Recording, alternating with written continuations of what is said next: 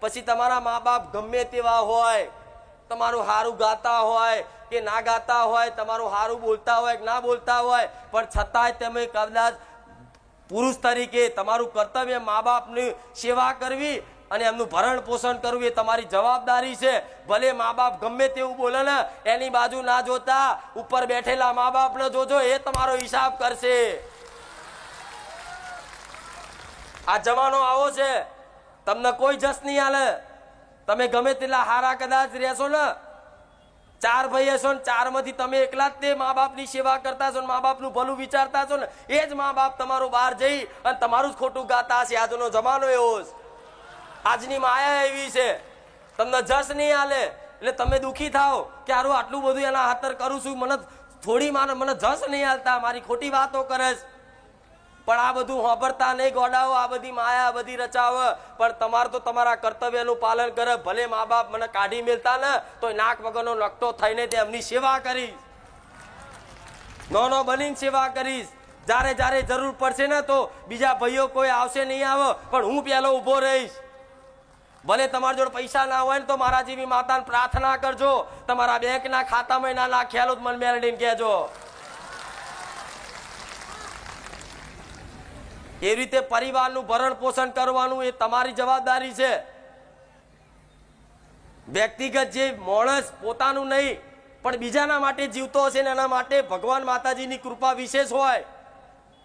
જે વ્યક્તિ પોતાનું વ્યક્તિગત નહીં પણ બીજાના માટે જે જીવતો હશે ને, સમાજમાં પરિવારમાં, એના દેવી શક્તિ ભગવાનની કૃપા થાય.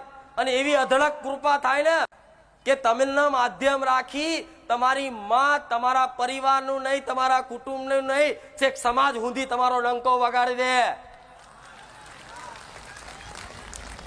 આ બધી કર્તવ્યોની વાતો. એક જ તમને જે જ્ઞાન મળ્યું હોય, જ્ઞાનના આધારે દુનિયા ગમે તે બોલે, ગમે તે કહેશે, તમારે કોઈની હોમું નહીં જોવાનું.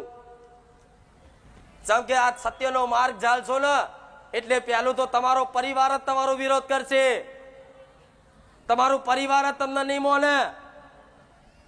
એથી તમારે પાર પડવાનું છે. આગળ જતા જતા તો જેટલા જીવનમાં સંઘર્ષ આવે, પણ શરૂઆત પરિવારથી જ કરો ને. ગમે તેટલા કદાચ મેળા મારે બોલે, પણ તમારી ભક્તિ છે ને, તમારી ભક્તિ જે તમારી કુળદેવી પ્રત્યેની, માતાજી પ્રત્યેની ભક્તિ છે ને, એ ભલે પરિવાર વાળા મોને ના મોને, તમારી ભક્તિ તમારા હૃદયમાં રાખજો. 100% એક દાડો એવો આવશે કે આ બધા જે નહીં માનતા એ માનતા થઈ અને તમારી જોડે તમારી ભક્તિ તમારી માતાની ના કરતા થઈ જાય. મને મેળવીને કહેજો. પણ તમારે અમને કોઈ પરાણે લાવવાના, પરાણે કોઈને ભક્તિનો માર્ગ શીખવાડવાનો, પરાણે કોઈ અગરબત્તી કરતા દીવો કરતા એને પરાણે કોઈ શીખવાડવાનું નહીં. ચમ આ ભક્તિ જેના નસીબમાં લખી હોય અને ભગવાન માતાજીની કૃપા જેની પર હોય ને, એ જ મારી ભક્તિ કરીએ કે એ જ માતાઓની ભક્તિ કરીએ કે. નકલ ભક્તિ કરવી કે કોઈ રમત વાત નથી. તો તમે નસીબવાળા છો ને, તમારી માતાની વિશેષ કૃપા છે ને કે આજે કાળા કળિયુગમાં, હળાહળ ઘોર કળિયુગમાં તે તમે દેવી શક્તિના ઉપર એક વિશ્વાસના શ્રદ્ધા રાખો છો. ઘેર રોજ 2 ટાઈમ દીવા કરો છો. નસીબવાળા છો ને તમે. હા તો નસીબવાળા છો ને તો પોતાની જાતને ભાગ્યશાળી માનવાનું કે માં હું તારા શરણે છું. બસ આ રીતના તારા શરણે રાખજે.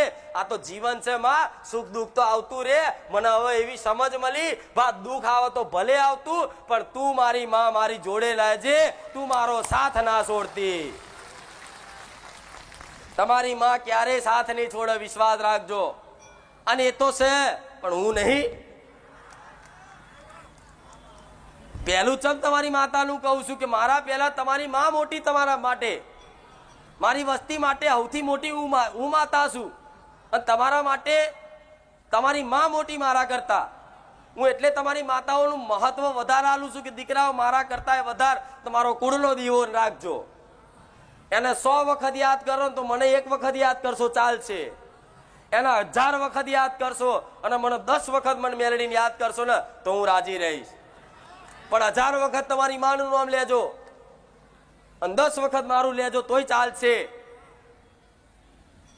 પણ કદાચ જેને કદાચ મારી વાતોથી મારા ધામમાં આવીને મારા પ્રત્યે વિશ્વાસ આવ્યો હોય ને, એના માટે આ બધા મારા શબ્દો ચમત્કાર રૂપી સાબિત ના થાય મને મેલડીને કહેજો. દુઃખ દીકરાઓ એમને એમ નહીં મટે. જે વિચારો છો ને જાદુ મંતર, જંતર મંતર, કઈક લાવો જાદુ કરી આલો કાલે જ સુખી થઈ જાય, નહીં થાય. પૈસાનું પોણી થશે, સમયનું પોણી થશે, ટોગા ગહાઈ જશે, ટાયરો ગહાઈ જશે, પણ મેર પડશે ઉપરથી છે ને દુઃખ ઓછું કરવામાં છે ને વધશે. આવો અનુભવ થયો કે નહીં? મારી તો પેલા તો દુઃખ હતું, પણ ભૂવા કરે તારું સારું વધી જ ગયું કે તો દુઃખ છે ને આવે ને તો તમે એને રોકવા જાઓ તો રોકાય. કેમ ના રોકાય? સુખ દુઃખ તમારા જીવનમાં જે તે કરેલા કર્મોનું ફળ હોય, એ પ્રારબ્ધ રૂપે આવ્યું હોય તમને નડતર થવા. પછી ભલે કોઈ દેવનું નામ લે, કોઈ વ્યક્તિનું નામ લે, કોઈ ગ્રહોનું નામ લે, પણ મૂળ મુખ્ય નડતર હોય તો તમારા જ કર્મોનું. બીજું કોઈ નડતર હોતું નથી. કોઈ પણ માતાજી કારણ વગર કોઈ નડતા, તમારા પિતૃ પૂર્વજે કારણ વગર કોઈ નડતા, કોઈ શિકોતર માતા કારણ વગર નડતી, ધરતીના ધણી ગોગા મહારાજ હોય તો કારણ વગર નડતા નથી. તો કેમ નડસ? તમે ક્યાંક ને ક્યાંક વાતે તમારા જીવનમાં ડગલે ને પગલે ગુના કરો, ડગલે ને પગલે ભૂલો કરો.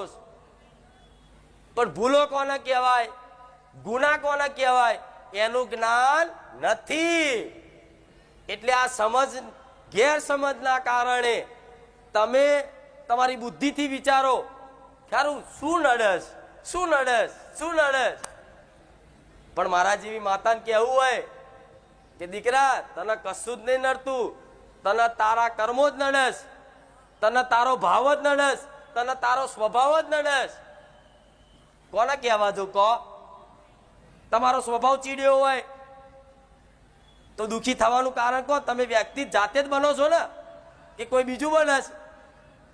તો તમે કદાચ આવો જે ડગલે ને પગલે ભૂલો થતી હોય, તમને અંદર પોતાના અંદર જોખો કે મારા શું શું ખામીઓ છે, હું જેટલો અભિમાની છું, હું જેટલો સ્વાર્થી છું, હું જેટલો લાલચી છું, જેટલો લોભી છું. આ અંદર જોખો, જેટલો અહંકારી છું. અંદર જોખો. અંદરથી આત્મા રૂપી પરમાત્મા અવાજ કરશે કે દીકરા તારા જેવો પાપી દુષ્ટ જગતમાં નહીં. જો અંદરથી તમારી આત્મા જ ના બોલે તો મને મેળવીને કહેજો. પણ આજે દુનિયા બીજાને વાંગરી કરવાની, આ હોશ, પેલો આવોશ, પેલી આવીશ. કોઈ અંદર જોખ્યું છે તું ચેવીશ ને તું ચેવોશ? ના માડી, એવો સમય જ નહીં મળતો. મંદિરમાં જાઓ છો દર્શન કરવા, કોઈ પણ મંદિરે, તો આમ હાથ જોડી અને માતાજી ભગવાનની આગળ જાઓ ને એની મૂર્તિ આગળ, એટલે આપે રૂપિયા આંખો બંધ થઈ જાય. તે માતાજી જેવું કહે છે દીકરી મને આંખો ફાડીને ના જોઈશ, અંદર જો આંખો બંધ કરી. હું અંદર જ છું, પણ અંદર અનુભવ કેમ નહીં થતો? આ કામ ક્રોધ મોહ લોભ રૂપી જે અવગુણો બેઠા છે ને, એ અવગુણોના કારણે અંદર બેઠેલી માતા કે ભગવાનનો અહેસાસ અનુભવ થતો નથી. આ અવગુણો દરેક મનુષ્યના મનમાં સહસ. અને તમે એમ કહેતા કે હું બહુ હારો છું. ના, માતાજીને ખબર હોય તમે કેટલા હારા. પણ આવા અવગુણોનો નાશ કોણ કરશે? તમારી કુળની માતા. આ અવગુણોનો નાશ કોણ કરશે? મારા જેવી મેલડી. આ અવગુણોનો નાશ કોણ કરશે? મારા રામનું નામ. આ જીવનમાં આ બધું કરવું પડે, તારે આ મનની મલિનતા નાશ થશે ને. એટલે આપે રૂપે માતાઓ ફોટામાં નહીં, સાક્ષાત બધી જગ્યાએ દર્શન થતા થઈ ગયા ને, એ દર તમે ઉદ્ધાર થઈ જશે. એટલે ક્યારે એવું માનવું નહીં કે ના ના આપણું ભક્તિ કરવાનું કામ નથી, હું તો આવો છું તેવો છું. ના, ભગવાન માતાજી માટે દરેક દીકરા દીકરીઓ હરખા જ છે. ગમે તે કુલ જાતિ ધર્મ ના હોય, પણ એનો ભાવ છે ને, એ મૌન છે ને, બસ દેવી શક્તિ એ જ જોવે છે. નહીં એના ગુણો જોતી, નથી એના અવગુણો જોતી. નથી એના ગુણોય જોતી, નથી એના અવગુણોય જોતી, પણ જેવા છો એવા બધું એના શરણે મૂકી અને એના બની જશો ને એટલે આપે રૂપે તમારી માતા આ મનનો જે મેલ છે ને, જે મલિનતા